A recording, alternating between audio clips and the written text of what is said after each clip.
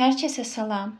Çiyələkləri təmizləyib yuyub, mətbəx dəsmalının üzərinə yığıram ki, suyu çəkilsin.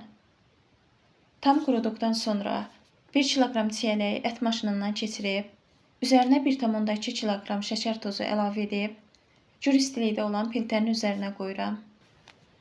Qaynamağa başladıqdan 5 dəqiqə sonra üzərinə 1 kiloqram xırda doğranmış çiyələyi əlavə edib 30 dəqiqə qaynadıram.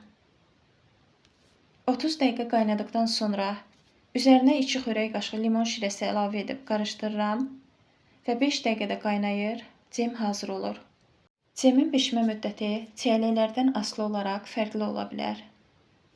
Bir qədər soyuduqdan sonra üzərindən salfetka ilə kəpini təmizləyirəm.